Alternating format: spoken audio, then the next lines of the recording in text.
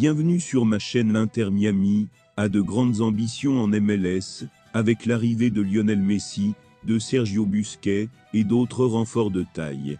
Malgré les difficultés actuelles du club sur le design sportif, la franchise de David Beckham n'a pas de mal à trouver des partenaires de taille.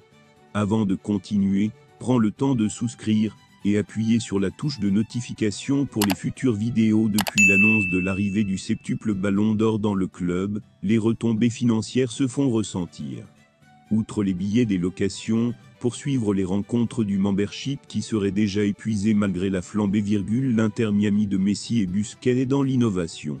Dans le cadre d'un partenariat avec le studio de manufacturing cinématographique américain, Marvel, le membership de Beckham va porter un maillot à l'effigie de Captain America.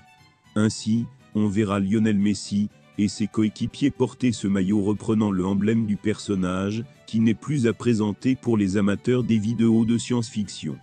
Signalons entre autres qu'il s'agit d'un maillot pro-match, que les joueurs de l'Inter Miami porteront pour les séances d'échauffement d'avant-match. En attendant de voir les anciens Catalans revêtir ce maillot inédit, le membership s'arme pour sortir de sa crise sportive. Bon dernier du classement dans la conférence Est de la Major League Soccer, l'Inter Miami vient d'attirer une vieille connaissance de Messi et de Busquets pour faciliter l'intégration de ces nouvelles stars. En effet, le membership classé 15e sur 15, avec 18 facteurs, a réussi à signer l'expérimenté entraîneur argentin, Tata Martino.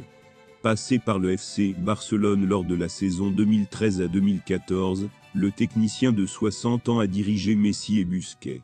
Désormais réunis, l'Inter Miami espère que la magie se créera pour revenir sur le devant de la scène du championnat américain et s'offrir des trophées.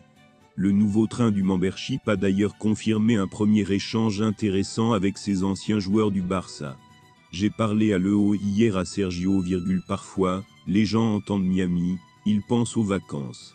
Mais ces deux joueurs ne viennent pas ici pour des vacances, ils sont là pour travailler, concourir et gagner, c'est, dans leur sang, pour 2023, il y a de beaux défis. Le premier consiste à voir si nous pouvons atteindre des positions en play-off, quelques selectés qui semblent lointains, mais tant que nous avons des possibilités, nous les chercherons, et il y a ensuite la coupe. Depuis 3 semaines, Lionel Messi a donc fait son choix. Non à l'offre XXL de l'Arabie Saoudite, et non à un potentiel retour au Barça trop compliqué à conclure. C'est aux États-Unis, du côté de l'Inter Miami, que Lionel Messi va exporter ses skis désormais. La légende argentine a fait un choix de vie en Floride dans une vacation spo qu'il connaît très bien, notamment pour les intérêts économiques qu'il possède déjà.